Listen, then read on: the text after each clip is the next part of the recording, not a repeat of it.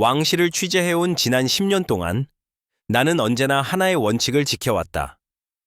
화려한 궁정의 조명 뒤에 숨은 진실은 언제나 단순한 스캔들이 아니라 인간의 감정과 제도의 충돌이라는 점이다. 이 이야기도 마찬가지다. 겉으로 보기에 충격적인 고백과 파괴적인 폭로처럼 보이지만 그 이면에는 오랜 세월 축적된 관계의 균열과 왕실이라는 구조가 개인에게 남긴 흔적이 겹겹이 쌓여 있다.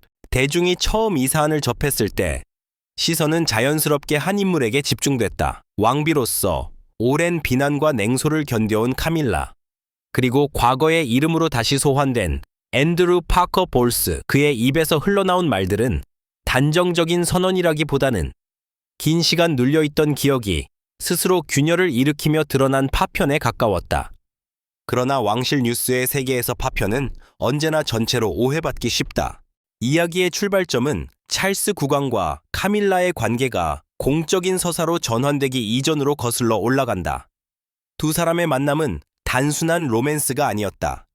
전통, 의무, 그리고 개인적 욕망이 교차하는 지점에서 형성된 관계였다.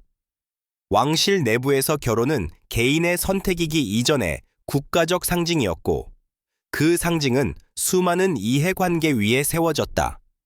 이 점을 이해하지 못한다면 이후 벌어진 모든 갈등은 단순한 배신이나 음모로 축소되고 만다. 앤드루 파커 볼스의 존재는 이 복잡한 구조를 상징적으로 보여준다.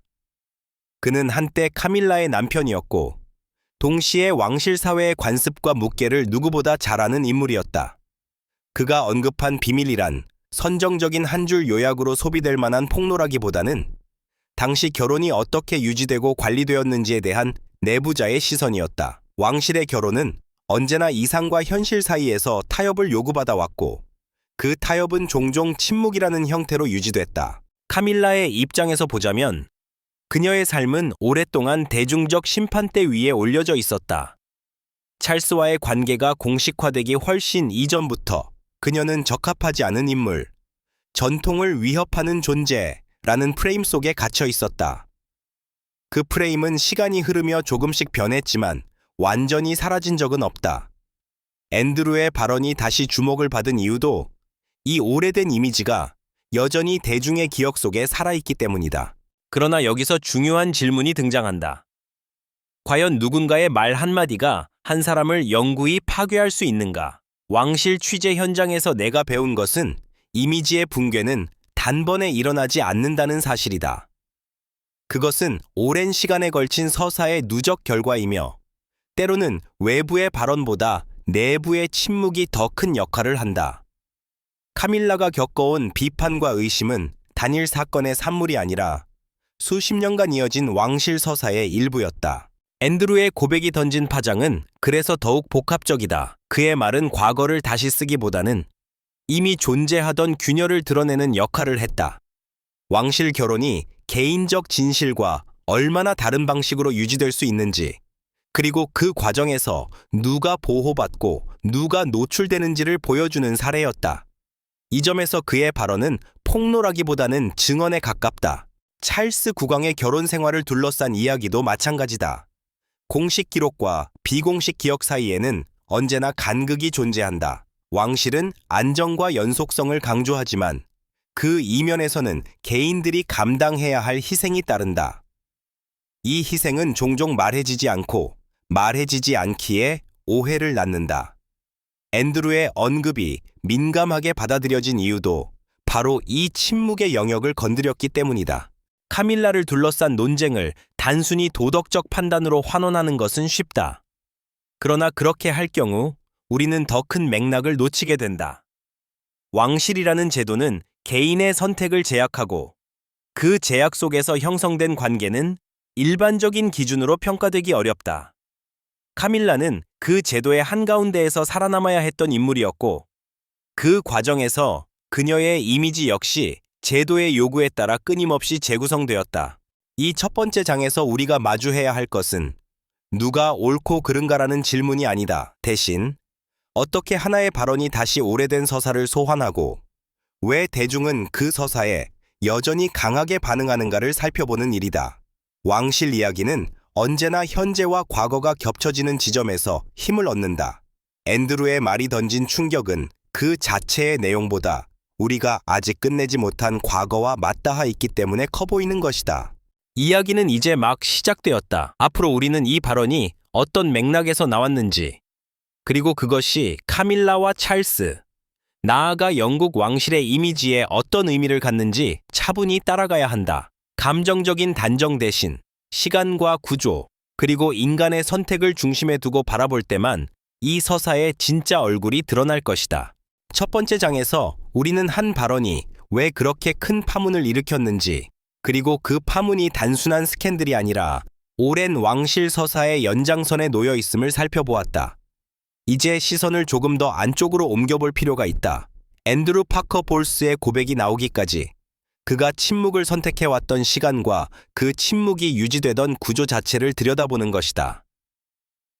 왕실을 취재하며 수없이 확인한 사실은 말보다 침묵이 더 많은 것을 설명하는 경우가 적지 않다는 점이다. 앤드루는 늘 주변부의 핵심 인물이었다. 공식적인 왕족은 아니었지만 왕실의 사교계와 군부, 귀족 사회를 잇는 연결고리였다. 그가 카밀라와 결혼했을 당시, 이 결혼은 사랑의 결실이라기보다는 당시 사회적 규범과 개인적 이해관계가 맞물린 결과로 받아들여졌다. 두 사람 모두 각자의 삶을 유지하면서도 겉으로는 안정적인 부부의 모습을 보여야 했다. 이 이중 구조는 왕실 주변 인물들에게는 낯설지 않은 것이었다. 중요한 점은 이 결혼이 처음부터 비밀 없는 결혼이 아니었다는 사실이다. 취재 과정에서 만난 여러 왕실 관계자들은 공통적으로 이런 표현을 사용했다. 모두가 알고 있었지만 아무도 말하지 않았다. 이것이 바로 왕실을 둘러싼 관계의 전형적인 형태다. 앤드루가 수십 년간 침묵을 유지할 수 있었던 이유도 그 침묵이 개인의 선택이기 이전의 하나의 합의였기 때문이다. 그러나 합의된 침묵은 영원할 수 없다. 시간이 흐르면서 개인의 삶은 변하고 기억은 재해석된다.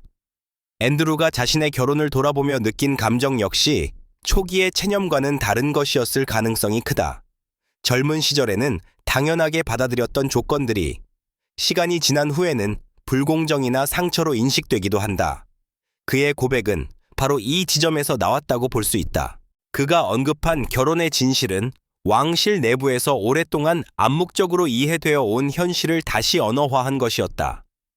찰스와 카밀라의 관계가 이미 존재했고 그 관계가 공식화되기 전에도 결혼이라는 제도는 각자의 역할을 수행하기 위한 틀로 유지되었다는 점이다. 이는 특정 인물을 비난하기 위한 폭로라기보다는 당시의 구조를 설명하는 증언에 가깝다. 하지만 대중은 구조보다 인물을 기억하고 설명보다 자극적인 문장을 소비한다. 이 과정에서 카밀라는 다시 한번 이야기의 중심으로 끌려 나왔다. 그녀는 늘 그랬듯 상황을 직접 설명할 기회를 거의 갖지 못했다. 왕실의 일원으로서 그녀의 발언은 언제나 신중해야 했고 침묵은 선택이 아니라 의무에 가까웠다. 앤드루의 말이 더 크게 울린 이유도 그 침묵과 대비되었기 때문이다. 한쪽이 말하기 시작했을 때 다른 쪽의 침묵은 곧 인정이나 회피로 해석되기 쉽다. 찰스 국왕의 입장 역시 이 복잡한 삼각 구도 속에서 간과되기 쉽다. 그는 왕세자 시절부터 개인적 감정보다 왕실의 기대에 맞춰 살아야 했다. 결혼은 정치적 상징적 행위였고 그 안에서 개인의 행복은 부차적인 문제로 취급되었다. 이러한 환경 속에서 형성된 관계를 오늘날의 기준으로 단순 평가하는 것은 공정하지 않다. 그러나 미디어는 종종 이런 맥락을 삭제한 채 갈등의 표면만을 강조한다. 앤드루의 고백 이후 일부 언론은 진실이 드러났다는 표현을 사용했다. 하지만 왕실을 오랫동안 지켜본 기자의 눈으로 보자면 이는 새로운 진실이 아니라 오래된 현실의 재포장에 가깝다. 이미 여러 전기와 회고록, 간접적인 증언을 통해 암시되어 왔던 이야기들이 하나의 목소리로 정리되었을 뿐이다. 문제는 그 정리가 특정 시점에 특정 인물의 이름과 함께 이루어졌다는 점이다. 여기서 우리는 다시 묻게 된다. 왜 지금이었을까? 왜 이 고백은 이 시점에서 나왔고, 왜 그렇게 강하게 반응을 불러일으켰을까? 답은 왕실의 이미지 변화와 맞닿아 있다. 찰스가 국왕이 되고 카밀라가 왕비로서 공식적인 자리를 차지한 이후, 과거는 더 이상 봉인된 기억으로 남아있을 수 없게 되었다. 지위가 높아질수록 과거는 더 집요하게 소환된다. 앤드루의 말은 그 소환의 도화선이 되었다. 그의 고백이 없었다 해도 다른 방식으로 이 이야기는 다시 떠올랐을 가능성이 크다. 다만 그의 입을 통해 나왔기에 이 서사는 증언이라는 형태를 띠게 되었고 그만큼 무게를 얻게 되었다. 왕실 이야기에서 증언은 언제나 강력하다. 그것은 상상이나 추측이 아니라 그 안에 있었던 사람의 말로 받아들여지기 때문이다. 이 장에서 분명히 해야 할 점은 누군가의 고백이 곧 누군가의 몰락을 의미하지는 않는다는 사실이다. 카밀라의 이미지는 이미 수많은 변곡점을 지나왔다. 비난의 대상에서 동정의 대상으로 다시 책임있는 왕비의 모습으로 재구성되는 과정은 단순하지 않았다. 앤드루의 발언은 이 흐름을 일시적으로 흔들었을 뿐 완전히 뒤집을 힘을 가진 것은 아니다. 다만 이 고백은 왕실 결혼이라는 제도가 개인에게 어떤 흔적을 남기는지를 다시 생각하게 만든다. 침묵 속에서 유지된 관계, 이해와 체념으로 이어진 선택들, 그리고 시간이 지나서야 언어로 표현되는 감정들, 이 모든 요소가 겹쳐질 때 우리는 비로소 한 사람의 말이 왜 그렇게 늦게, 그러나 그렇게 크게 들렸는지를 이해할 수 있다. 이제 이야기는 다음 단계로 나아간다. 앤드루의 고백 이후 왕실과 미디어, 그리고 대중이 각각 어떤 반응을 보였는지, 그 반응들이 어떻게 또 다른 서사를 만들어냈는지를 살펴볼 차례다. 왕실 이야기는 언제나 하나의 발언으로 끝나지 않는다. 그것은 연쇄적인 해석과 반응 속에서 끊임없이 확장된다. 두 번째 장에서 우리는 침묵이 어떻게 유지되었고 그 침묵이 깨지는 순간 어떤 파장을 만들어내는지를 살펴보았다. 이제 세 번째 장에서는 그 파장이 실제로 어디까지 번져나갔는지, 특히 언론과 대중의 시선이 어떻게 재편되었는지를 집중적으로 들여다볼 필요가 있다. 왕실을 둘러싼 이야기는 언제나 사실 그 자체보다 그것이 어떻게 전달되고 해석되느냐에 따라 전혀 다른 의미를 갖게 된다. 앤드루 파커 볼스의 고백이 전해진 직후 언론의 반응은 놀라울 정도로 빠르고 일관적이었다. 수십 년 전의 이야기가 마치 현재 진행형의 사건처럼 재구성되었고 과거의 인물들은 현재의 위치에서 다시 평가되기 시작했다. 특히 카밀라는 이 과정에서 또다시 중심 인물로 호명되었다. 왕비로서 쌓아온 최근의 이미지보다 과거의 이름과 역할이 더 강하게 소환된 것이다. 이 현상은 왕실 보도의 고질적인 특성을 잘 보여준다. 왕실 구성원의 삶은 시간 순서대로 이해되지 않는다. 과거와 현재가 끊임없이 교차하며 하나의 사건은 언제든 다른 시기의 기억을 불러낼 수 있다. 앤드루의 말이 던져진 순간 언론은 자연스럽게 그때 무슨 일이 있었는가? 라는 질문으로 돌아갔고 그 질문은 곧 그 사람은 어떤 사람이었는가? 라는 판단으로 이어졌다. 흥미로운 점은 같은 사실을 두고도 매체마다 전혀 다른 톤을 사용했다는 것이다. 일부는 이를 도덕적 파탄의 증거처럼 다루었고 다른 일부는 시대적 맥락 속에서 이해해야 할 구조적 문제로 접근했다. 이 차이는 단순한 편집 방향의 문제가 아니라 왕실을 바라보는 관점의 차이를 반영한다. 왕실을 개인의 이야기로 소비하는가, 아니면 제도의 이야기로 분석하는가에 따라 서사는 완전히 달라진다. 대중의 반응 역시 단일하지 않았다. 소셜미디어와 온라인 커뮤니티에서는 오래된 논쟁이 다시 불붙었다. 카밀라에 대한 비판은 여전히 존재했지만 동시에 그녀가 감당해온 역할과 시간을 재평가하려는 목소리도 분명히 늘어났다. 과거에는 쉽게 단죄되던 인물이 이제는 보다 복합적인 존재로 인식되기 시작한 것이다. 이는 왕실 서사를 소비하는 대중의 시선이 이전보다 성숙해졌음을 보여주는 징후이기도 하다. 이 지점에서 우리는 찰스 국왕의 현재 위치를 다시 보게 된다. 국왕이 된 이후 그는 안정과 화해의 이미지를 강조해왔다. 왕실 내부에서도 과거의 갈등을 공개적으로 다루기보다는 조용히 정리하고 앞으로 나아가려는 분위기가 강했다. 그러나 앤드루의 고백은 이 흐름에 균열을 냈다. 과거를 덮고 가려는 시도와 과거를 다시 묻고 싶어 하는 대중의 욕구가 정면으로 충돌한 것이다. 카밀라의 대응은 이 상황을 더욱 상징적으로 보여준다. 그녀는 직접적인 반박이나 해명을 내놓지 않았다. 대신 공식 일정과 공적인 역할을 흔들림 없이 수행하는 모습을 통해 자신이 현재 어떤 위치에 있는지를 보여주었다. 왕실 취재 현장에서 자주 목격되는 전략이다. 말로 대응하기보다 행동으로 현재를 강조하는 방식이다. 이는 침묵이 다시 한번 선택이자 방어가 되는 순간이었다. 언론은 이 침묵을 또다시 해석의 대상으로 삼았다. 어떤 매체는 이를 책임있는 태도로 평가했고, 다른 매체는 회피로 읽었다. 그러나 중요한 것은 이 해석의 경쟁 자체가 이미 하나의 서사를 형성하고 있다는 점이다. 앤드루의 고백은 단일한 사건이었지만 그 이후의 반응들은 서로 다른 이야기들을 동시에 만들어냈다. 왕실 보도에서 진실은 종종 하나가 아니라 여러 개의 해석으로 존재한다. 또 하나 주목할 부분은 이번 논쟁이 젊은 세대에게 다르게 받아들여졌다는 점이다. 그들에게 찰스와 카밀라의 초기 이야기는 이미 역사에 가까웠고, 앤드루의 고백은 새로운 폭로라기보다는 과거의 맥락을 보완하는 자료처럼 인식되었다. 이 세대는 개인의 선택과 제도의 압박을 동시에 이해하려는 경향을 보였고, 그만큼 단순한 비난에는 쉽게 동의하지 않았다. 이러한 변화는 왕실 이미지 관리에도 중요한 의미를 갖는다. 왕실은 더 이상 과거처럼 일방적인 서사를 유지할 수 없다. 다양한 해석이 공존하는 환경 속에서 침묵과 행동, 상징과 메시지를 정교하게 조율해야 한다. 앤드루의 고백 이후 벌어진 일련의 반응들은 이 조율이 얼마나 어려운지를 보여주는 사례였다. 결국 이 장에서 드러나는 것은 한 사람의 말이 만들어낸 진짜 파장이 어디에 있었는가 하는 점이다.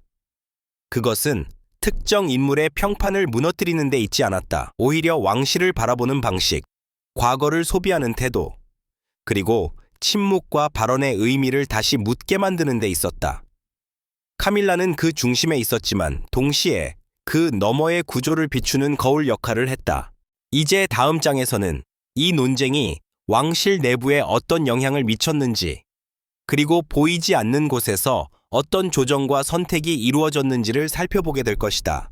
왕실 이야기의 진짜 흐름은 언제나 공식 발표 뒤 조용한 결정의 영역에서 형성되기 때문이다. 세 번째 장에서 우리는 언론과 대중의 반응이 어떻게 새로운 서사를 만들어냈는지를 살펴보았다. 이제 시선을 다시 왕실 내부로 돌려야 한다. 외부에서는 파문과 논쟁이 끊이지 않았지만 궁정 안쪽에서는 전혀 다른 종류의 움직임이 조용히 진행되고 있었다. 왕실에서 위기는 늘 소란이 아닌 절제된 대응으로 관리된다. 말보다 중요한 것은 순서와 균형, 그리고 누가 언제 어떤 위치에 서 있는가 하는 문제다. 앤드루 파커 볼스의 고백이 전해진 직후 왕실 내부의 분위기는 예상보다 냉정했다. 이는 무관심이 아니라 이미 수차례 비슷한 상황을 겪어온 조직 특유의 대응 방식이었다. 과거의 이야기들이 다시 떠오르는 것은 왕실에게 새로운 일이 아니었고, 특히 찰스와 카밀라를 둘러싼 서사는 이미 여러 차례 검증과 조정을 거쳐온 상태였다. 내부 관계자들 사이에서는 새로운 정보는 없다는 말이 반복되었다. 그러나 새로운 정보가 없다는 것과 아무 영향도 없다는 것은 전혀 다른 문제다. 왕실은 상징으로 작동하는 조직이며 상징은 작은 균열에도 민감하게 반응한다. 이번 사안에서 가장 먼저 논의된 것은 공식 일정의 조정이나 메시지 관리가 아니라 균형이었다. 카밀라가 왕비로서 보여온 안정적인 이미지를 흔들지 않으면서도 불필요한 자극을 만들지 않는 선을 어떻게 유지할 것인가가 핵심이었다. 찰스 국왕의 역할은 이 과정에서 특히 중요했다. 그는 국왕이기 이전에 이 이야기의 당사자이기도 했다. 그러나 왕실 내부에서 그의 위치는 명확했다. 개인적 감정보다 제도의 연속성이 우선이라는 원칙이다. 참모들은 찰스에게 과거를 해명하기보다 현재를 강화하는 전략을 권했다. 국왕으로서의 모습, 즉 헌신과 책임, 그리고 국가적 역할에 집중하는 것이 가장 강력한 메시지라는 판단이었다. 카밀라 역시 이 전략의 중심에 있었다. 그녀의 일상은 거의 변하지 않았다.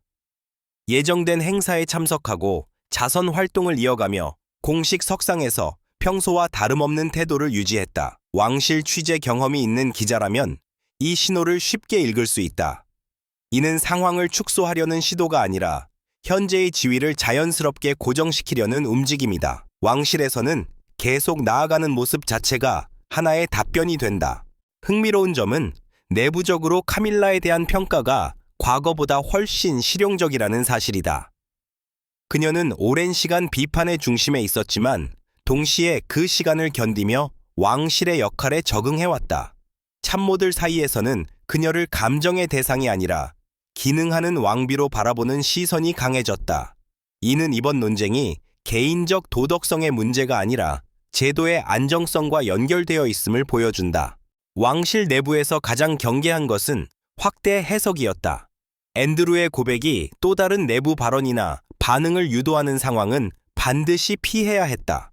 왕실은 집단적으로 침묵을 유지했고 비공식적인 경로를 통해서도 추가적인 언급은 자제되었다. 이는 단순한 방어가 아니라 이야기가 더 많은 목소리를 얻는 순간 통제력을 잃게 된다는 경험에서 나온 판단이었다. 이 과정에서 과거의 인물들, 특히 다이애나 왕세자비와 관련된 기억 역시 다시 언급되었다. 그러나 내부에서는 이 주제를 의도적으로 분리하려는 노력이 있었다. 하나의 논쟁이 다른 상처를 다시 열게 되는 순간 서사는 감정의 영역으로 급격히 이동하기 때문이다. 왕실은 감정보다 구조를 관리하는 조직이며 이번에도 그 원칙은 유지되었다. 왕실 내부의 이런 움직임은 외부에서 보기에는 차갑거나 비인간적으로 보일 수 있다. 그러나 이것이 바로 왕실이 수세기 동안 위기를 관리해온 방식이다. 개인의 고통이나 감정은 사라지지 않지만 그것을 전면에 내세우지 않음으로써 제도를 보호한다. 카밀라가 선택한 침묵과 지속은 이 제도의 논리 안에서 가장 일관된 대응이었다. 결국 네 번째 장에서 드러나는 것은 이번 논쟁이 왕실 내부의 균형을 크게 흔들지는 않았다는 사실이다. 오히려 이미 형성되어 있던 역할 분담과 전략을 다시 한번 확인하는 계기가 되었다. 앤드루의 고백은 외부에서는 폭풍처럼 보였지만 내부에서는 오래전부터 예견된 파동 중 하나로 인식되었다. 이제 다음 장에서는 이 사건이 카밀라 개인에게 어떤 내면적 의미를 가졌는지, 그리고 그녀가 걸어온 시간 속에서 이 논쟁이 어떤 위치를 차지하는지를 더 깊이 들여다보게 될 것이다. 왕실 이야기의 핵심은 언제나 제도와 개인이 만나는 지점에 있기 때문이다. 네 번째 장에서 우리는 왕실 내부가 어떻게 균형을 유지하며 이 사안을 관리했는지를 살펴보았다. 이제 다섯 번째 장에서는 시선을 한층 더 안쪽으로 옮겨 카밀라라는 인물이 이 모든 과정 속에서 어떤 시간을 살아왔는지, 그리고 이번 논쟁이 그녀의 개인사에서 어떤 의미를 갖는지를 따라가 보려 한다. 왕실 보도에서 개인의 내면은 종종 생략되지만 실제로는 그 침묵의 층위 안에 가장 많은 이야기가 쌓여 있다. 카밀라의 삶은 언제나 설명되지 않는 위치에 놓여 있었다. 그녀는 공식적인 주인공도 아니었고 완전히 배제된 인물도 아니었다. 찰스의 삶과 깊이 연결되어 있으면서도 오랜 시간 그 연결은 인정되지 않았고 동시에 부정되지도 않았다. 이 모호한 상태는 그녀에게 지속적인 긴장을 요구했다. 말할 수 없고 설명할 수 없으며 다만 견뎌야 하는 시간이었다. 왕실을 취재하며 여러 차례 접한 관계자들의 증언에 따르면 카밀라는 스스로를 피해자로 규정하는데 익숙하지 않은 푸른 인물이었다. 그녀는 상황을 감정적으로 해석하기보다 주어진 조건 안에서 어떻게 버틸 수 있는지를 먼저 계산했다.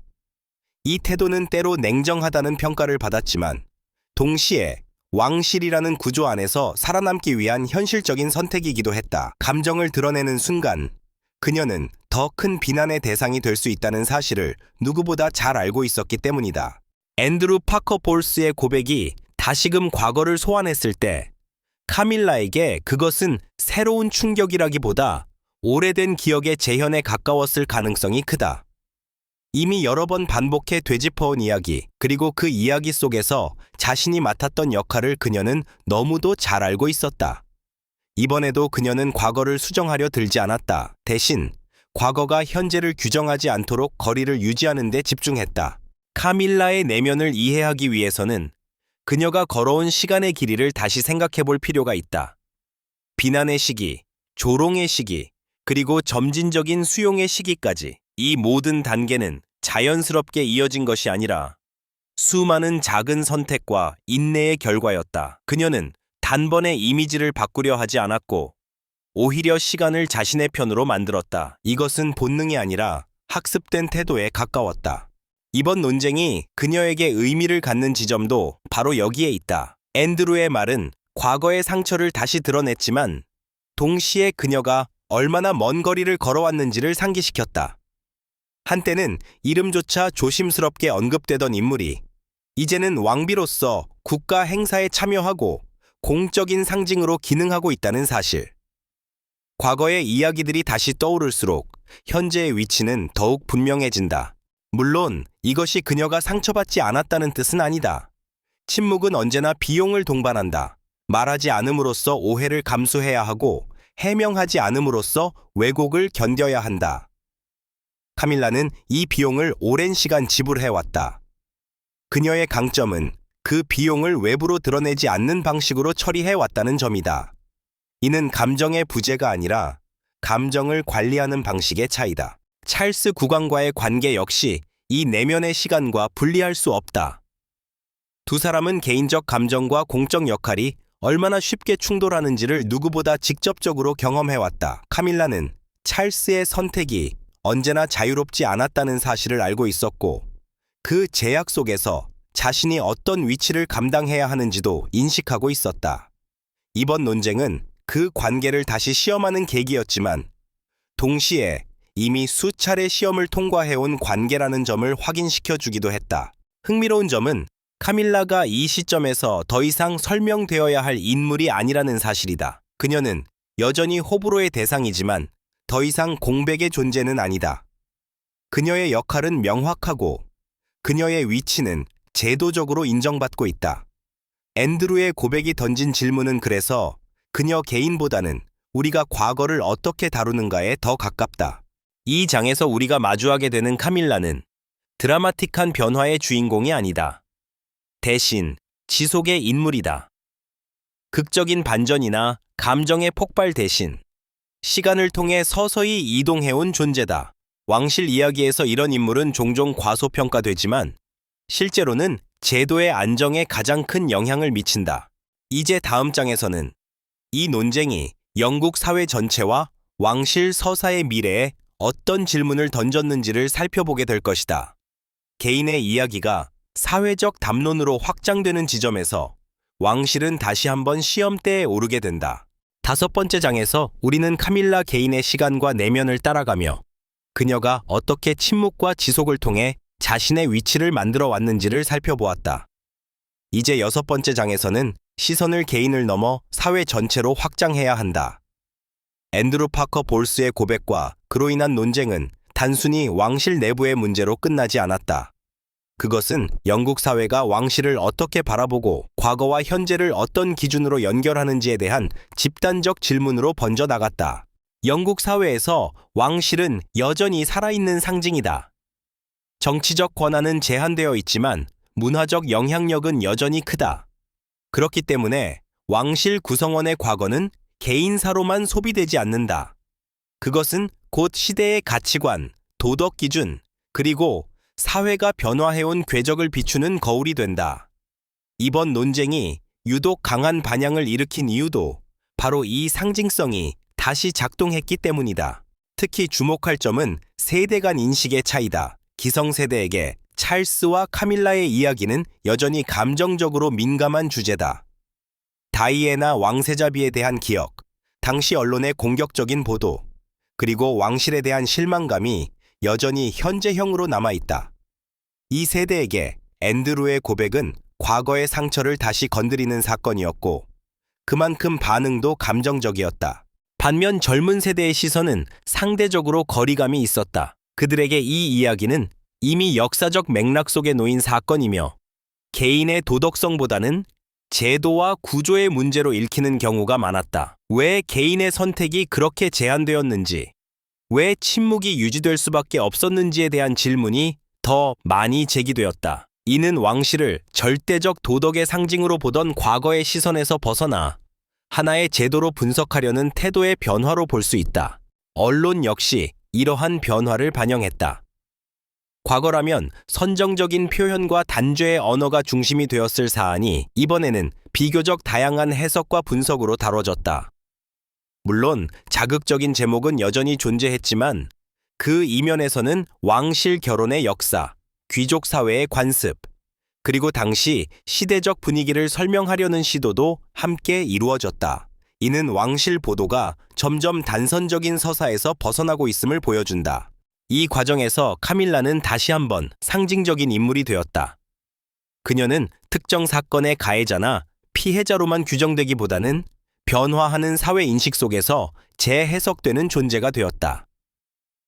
어떤 이들에게 그녀는 여전히 논쟁적인 인물이지만 다른 이들에게는 제도의 압박 속에서 긴 시간을 견뎌온 사례로 읽혔다. 이 이중적인 시선은 왕실 서사가 더 이상 하나의 목소리로 소비되지 않음을 의미한다. 왕실의 미래라는 관점에서 보면 이번 논쟁은 경고이자 기회였다. 경고라는 점에서는 과거를 완전히 봉인할 수 있는 시대는 끝났다는 사실을 다시 확인시켜 주었다. 어떤 이야기든 언젠가는 다시 소환될 수 있으며 그때마다 새로운 세대의 기준으로 재해석될 것이다. 동시에 기회라는 점에서는 왕실이 더 이상 완벽한 이미지를 유지하려 애쓰기보다 복합적인 역사와 함께 공존하는 방향을 모색할 수 있는 계기가 되었다. 찰스 국왕의 통치 초기라는 시점도 이 논쟁을 더욱 의미 있게 만들었다. 그는 안정과 연속성을 강조해왔지만 동시에 변화하는 사회와의 조화를 과제로 안고 있다. 과거의 논쟁이 다시 떠오른 상황에서도 왕실이 비교적 절제된 대응을 유지할 수 있었던 것은 바로 이 과제를 의식한 결과로 볼 수 있다. 침묵과 지속이라는 전략은 완벽하지는 않지만 현재로서는 가장 현실적인 선택이었다.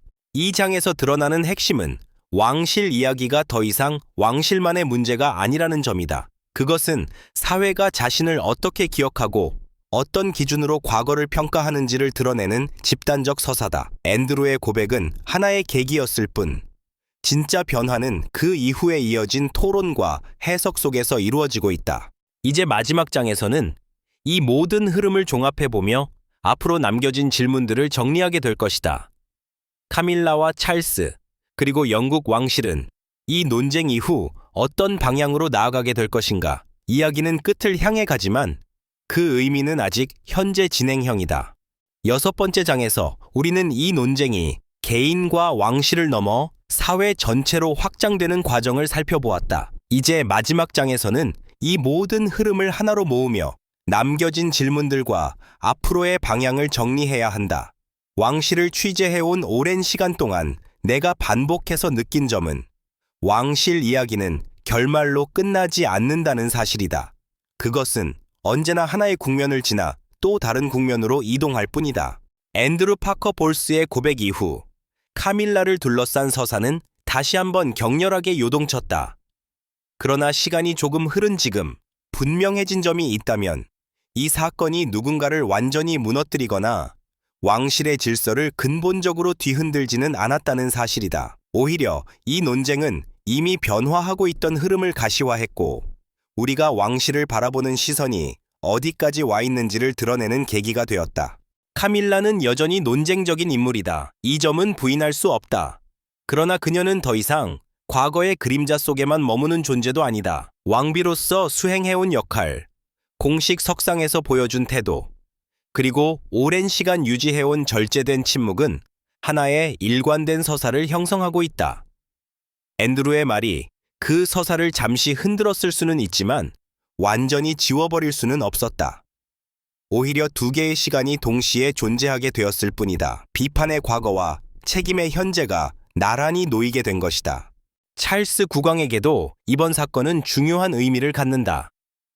그는 개인적 선택과 제도적 책임이 얼마나 오랫동안 충돌해 왔는지를 상징하는 인물이다.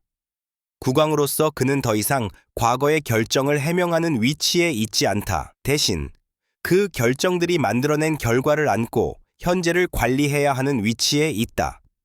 이번 논쟁 속에서도 그는 말보다 역할로 대응했고, 그 선택은 왕실이 앞으로 어떤 방향을 택할 것인지를 암시한다. 왕실 전체로 보자면 이번 사건은 하나의 시험이었다. 과거를 완전히 통제할 수 없다는 사실, 그리고 그 과거가 언제든 현재를 향해 되돌아올 수 있다는 현실을 다시 확인한 시험이었다. 그러나 동시에 왕실은 그 시험을 통해 더 이상 완벽함을 가장하지 않고도 존속할 수 있는 가능성을 보여주었다. 침묵, 지속, 그리고 일상의 반복은 때로 가장 강력한 메시지가 된다. 이 서사를 따라오며 우리는 영구적인 파괴라는 표현이 얼마나 단정적인지 깨닫게 된다. 왕실의 인물들은 단번에 무너지는 존재가 아니다. 그들은 비판과 논쟁, 수용과 재해석의 파도를 반복적으로 통과하며 재구성된다. 카밀라 역시 그 과정의 한가운데에 있다. 그녀의 이미지는 고정되어 있지 않고 사회의 변화와 함께 계속해서 이동하고 있다. 무엇보다 중요한 변화는 이 이야기를 소비하는 방식 그 자체다. 과거에는 선과 악, 피해자와 가해자로 단순화되던 서사가 이제는 구조와 맥락, 시간의 문제로 확장되고 있다. 이는 왕실을 향한 무조건적인 충성이나 무조건적인 비난에서 벗어나 보다 성숙한 거리두기가 가능해졌음을 의미한다. 왕실은 여전히 상징이지만 더 이상 신화로만 존재하지는 않는다. 이 마지막 장에서 남는 질문은 하나다. 우리는 과거를 어떻게 기억할 것인가? 잊지 않되, 현재를 부정하지 않고 비판하되, 맥락을 지우지 않는 방식이 가능할 것인가? 앤드루의 고백과 그 이후의 논쟁은 이 질문을 우리 앞에 놓았다. 답은 아직 완성되지 않았다. 그것은 앞으로도 계속해서 쓰일 서사 속에서 조금씩 조정될 것이다. 왕실 이야기는 언제나 인간의 이야기로 돌아온다. 선택과 제약, 침묵과 발언, 그리고 시간이 남기는 흔적에 대한 이야기다. 이 이야기가 강하게 느껴지는 이유는 그것이 결코 왕실만의 문제가 아니기 때문이다. 우리 모두는 각자의 삶에서 말하지 않은 선택과 말해지지 않은 시간을 안고 살아간다. 그래서 이 서사는 끝났지만 그 여운은 쉽게 사라지지 않는다.